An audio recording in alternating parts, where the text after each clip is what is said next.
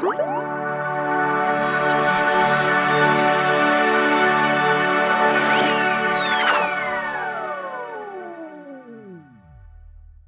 adik-adik, apa kabar? Hari ini kita bertemu lagi dalam acara Sekolah Minggu Online GKMI Bandung. Kita akan memuji Tuhan dan hari ini kita ditemani oleh Kak Martin, juga Kak Lewi. Sebelum kita puji Tuhan, kita berdoa dulu ya. Mari kita berdoa. Tuhan, terima kasih untuk semua kebaikan-Mu. Hari ini kami mau memuji, memuliakan Engkau. Tolong kami agar kami dapat memberikan yang terbaik untuk-Mu. Dalam nama Yesus kami berdoa. Amin. Adik-adik, tahu kan ya Superman? Superman ternyata takutnya sama batu kryptonite. Benar nggak Kak Lewi? Nah, kalau yang perlu tameng itu apa Kak? Namanya Captain America. Tapi ada satu pribadi yang benar-benar kuat dan dia tidak punya kelemahan adik-adik. Dia adalah Tuhan Yesus kita. Kita akan pujikan satu pujian yang menyatakan bahwa tuh dia kuat dan dia hebat. Yuk Kak.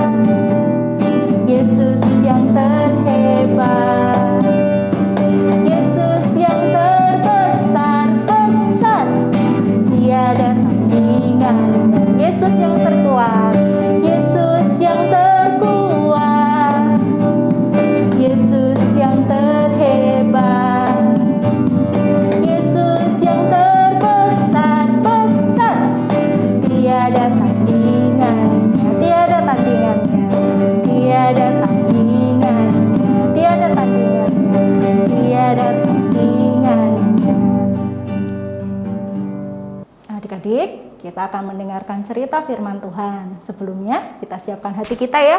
Kita panggil Tuhan, kita undang Tuhan untuk masuk ke dalam hati kita. Yuk Kak, kita pujikan satu pujian. Kita siapkan hati kita.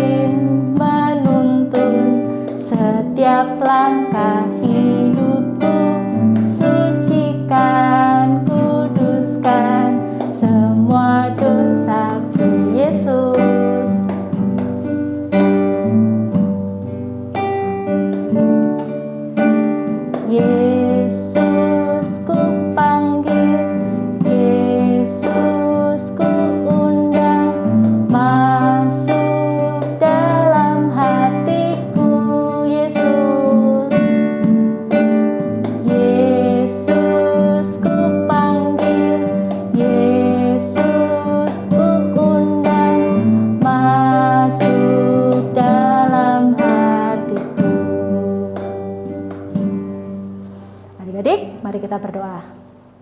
Tuhan, kami siap mendengarkan firman-Mu. Berkata-katalah, kami siap menjadi pelaku-pelaku kebenaran.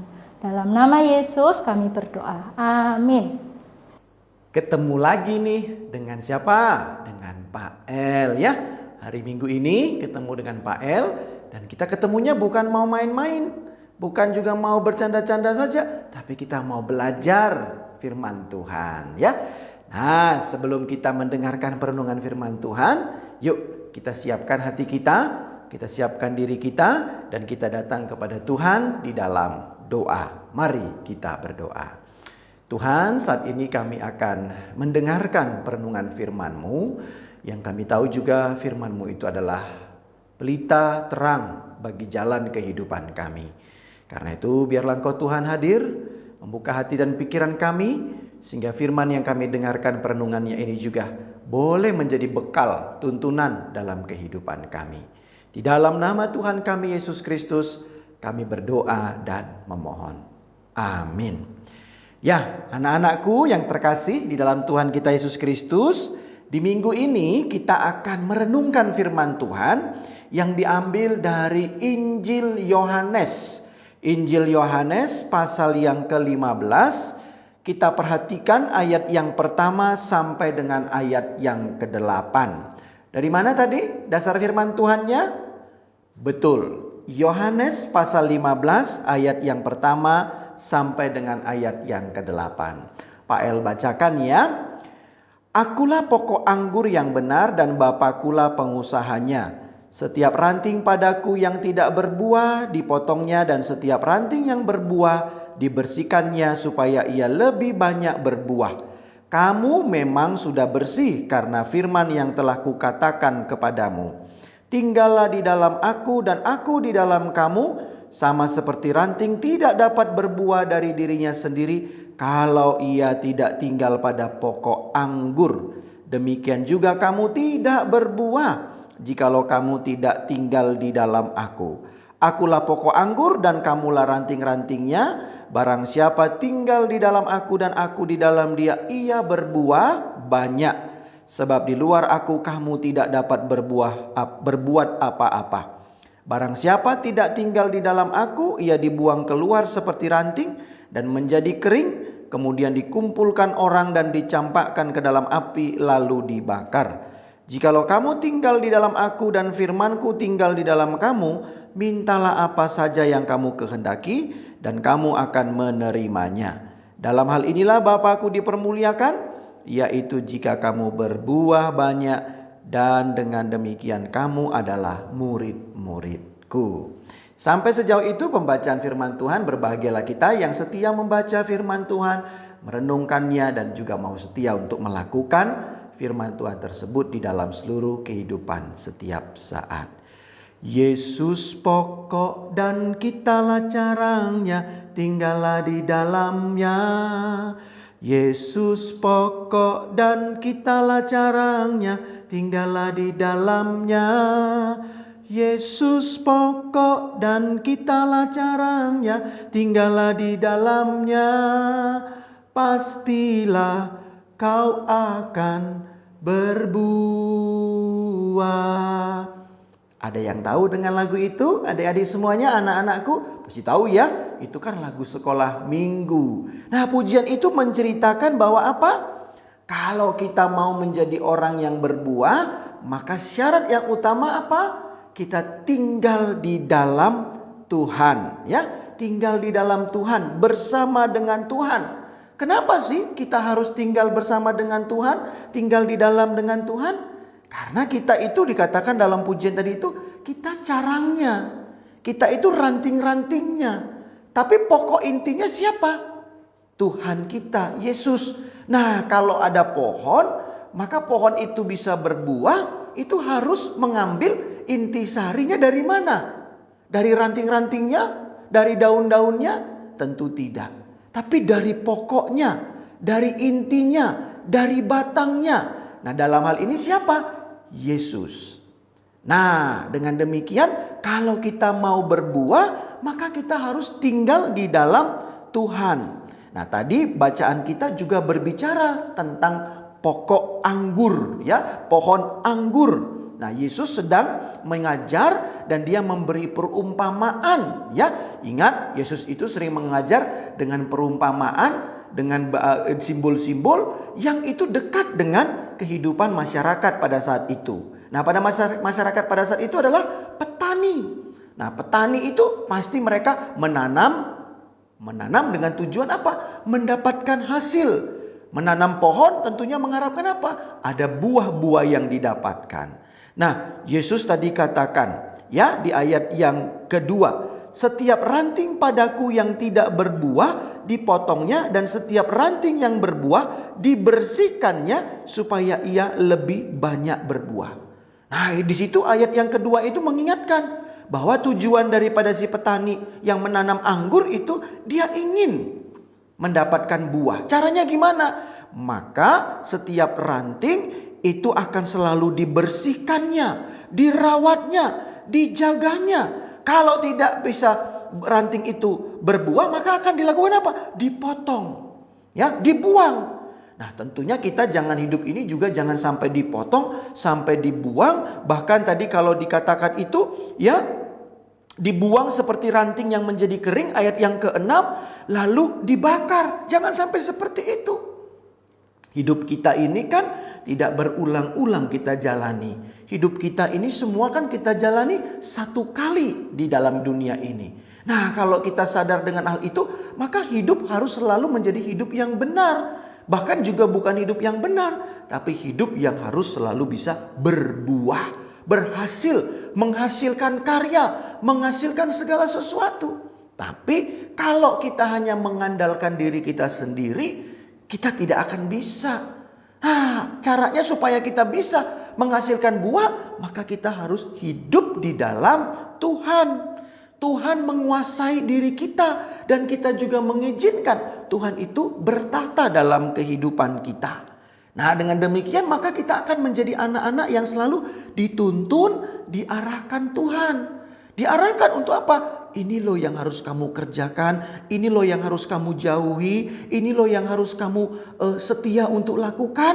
Nah, ketika kita ada bersama dengan pokok anggur itu, maka kita menjadi anak-anak yang peka, tahu, dan akhirnya kita bisa menjadi anak-anak yang berbuah di dalam kehidupan ini. Nah, tema kita pada minggu ini adalah Tuhan adalah pokok anggur hidupku. Jadi Tuhan itu adalah pokok anggur kehidupan kita. Di sanalah kita bisa berbuah. Ketika kita menjadi anak-anak yang bukan jauh daripada Tuhan, ketika kita menjadi anak-anak yang setia membaca firman-Nya, merenungkan, dan juga mau setia melakukan firman-Nya, maka 3 hal ini kalau setia kita lakukan, kemungkinan besar kita akan menjadi anak-anak yang berbuah.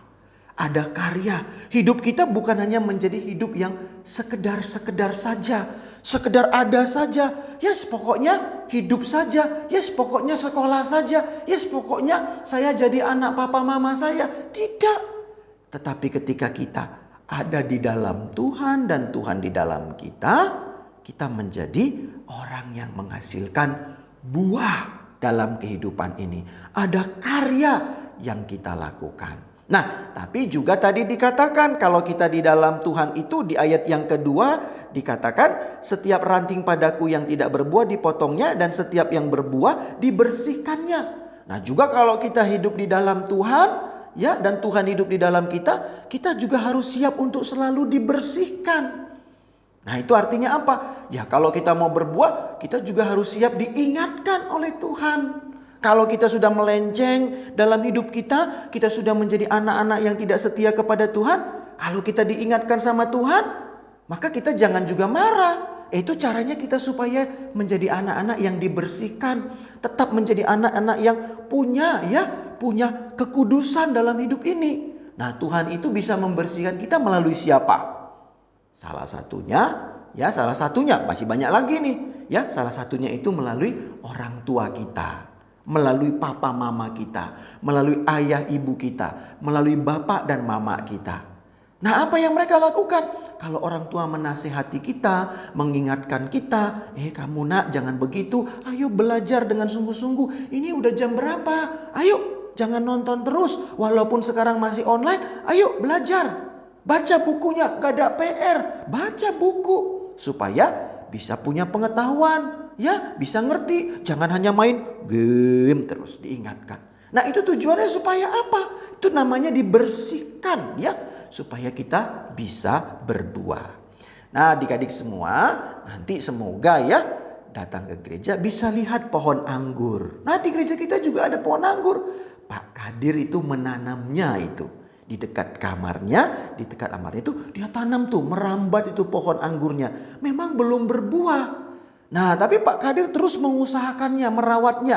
Ada yang tahu kan siapa itu Pak Kadir? Itu koster gereja kita, ya. Nah, dia yang bersihin gereja kita. Ya, harus kenalan tuh sama Pak Kadir. Kalau nggak ada Pak Kadir juga gerejanya nanti tuh bisa jadi nggak bersih segala macam. Nah, dia itu bersihin, dia potong daun-daunnya. Tujuannya apa? Supaya berbuah. Dia rawat, dia sirami. Nah, Tuhan itu juga seperti itu kepada kita. Merawat kita, menjagai kita. Dengan tujuan supaya kita berbuah. Nah, mari adik-adik sekalian, ya, jangan jauh daripada Tuhan. Tapi yuk. Tinggal di dalam Tuhan, jadikan Tuhan itu sebagai pokok anggur dalam kehidupan kita. Tujuannya apa? Supaya kita bisa berbuah. Tinggallah di dalamnya, pastilah kau akan berbuah. Pasti akan berbuah. Tuhan Yesus memberkati kita. Amin. Adik-adik semuanya sudah mendengar tadi ya firman Tuhan kita. Nah, sekarang ada ayat hafalan yang harus dihafalkan dari firman Tuhan yang tadi juga sudah kita dengarkan perenungannya. Dari Yohanes pasal yang ke-15 ayat yang ke-8. Yohanes pasal 15 ayat yang ke-8. Dalam hal inilah Bapa-Ku dipermuliakan, yaitu jika kamu berbuah banyak, dan dengan demikian kamu adalah murid-murid-Ku. Ya, yuk dihafal itu ya, Yohanes 15 ayat yang ke-8.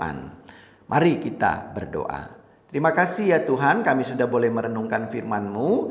Biarlah kami menjadi anak-anak yang boleh berbuah, menghasilkan karya-karya yang sungguh mempermuliakan Engkau. Dan itu boleh terjadi ketika kami tinggal bersama dengan Engkau dan Engkau bersama dengan kami. Tolong kami Tuhan, biar kami menjadi anak-anak yang setia kepada Engkau. Di dalam nama Tuhan kami Yesus Kristus, kami berdoa. Amin. Sampai ketemu lagi adik-adik sekalian. Tuhan Yesus memberkati.